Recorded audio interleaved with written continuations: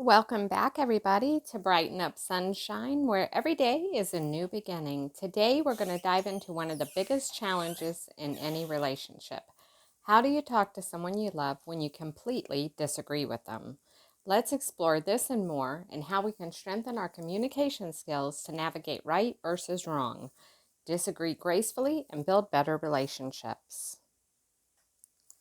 There is an old saying, and that saying goes, it's not what you say, but how you say it. And when it comes to difficult conversations with the people we care the most about, that's how we say things that can make all the difference. We all have our opinions, our beliefs, and our values, and sometimes they simply do not line up with the people around us. But that does not mean we have to let disagreements create distance. And here's how we can approach it. We have to learn, number one, to separate the person from the problem. The first rule to keep in mind is to separate that the person is different from the problem. When we're talking about something that we don't agree on with someone that we actually love, it's so easy to get defensive, especially when we feel so strong about our perspective. But the key is to remember that just because we're on different sides of an issue doesn't make us enemies. In fact, instead of seeing it as me versus you, try to look at it as us versus this issue. When we do this, we create space for a healthier conversation. Our loved ones can feel that we're trying to understand them and not just prove them wrong. And this shift alone can bring a big change in the tone of the whole conversation. And the second thing we could do is listen to understand and not to respond. We often think we're listening, but really, are we listening or are we waiting just for our turn to talk? To truly communicate, we have to learn to listen with the intention to understand and not to respond.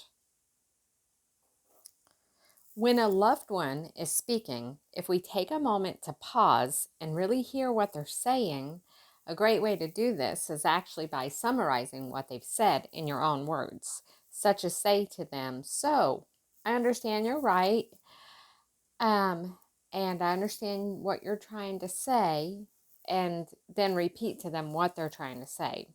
This shows them that their thoughts and feelings matter to us. When people feel heard, they're actually more open to hearing our side of the conversation as well.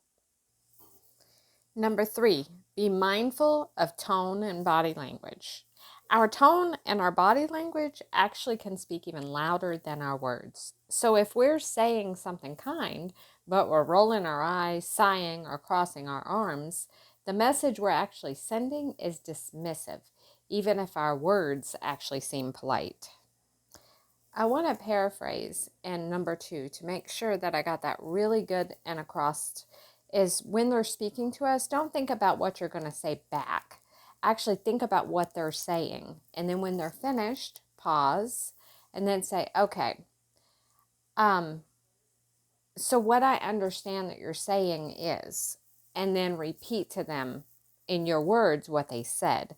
This will actually show them that, wow, you're listening. And as you do this, you're going to be so surprised at how hard this is to do because we are not trained to listen. We're actually trained to think of a response, which actually makes us jump to conclusions. Now we'll go back to step number three.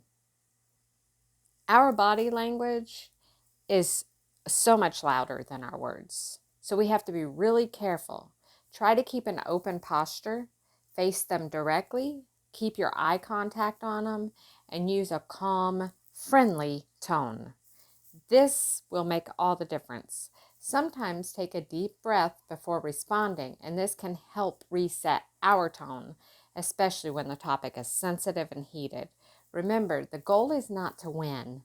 The goal is to understand each other. Number four is do not get stuck on being right. And this is a huge one. We don't always have to be right. Sometimes being right can cost us our peace and our connection.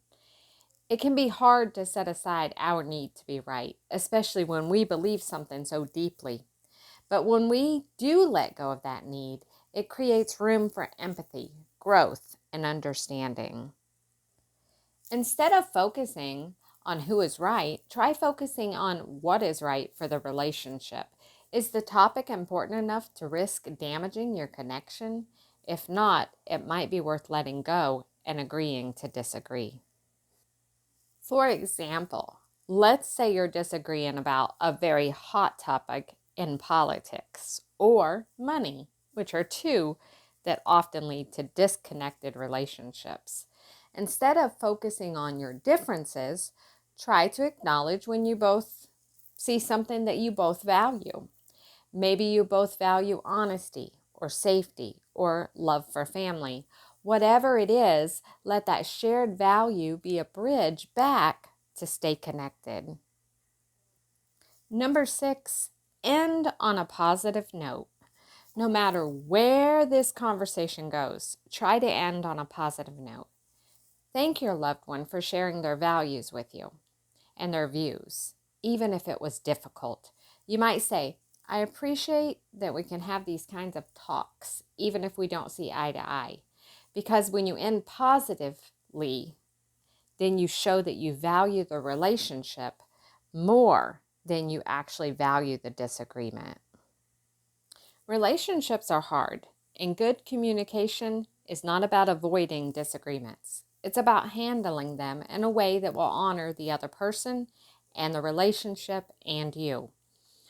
By separating the person from the problem and truly listening, being mindful of our tone, and letting go of the need to be right, finding common ground, and ending on a positive note, we can turn those tough conversations into building blocks for stronger connections.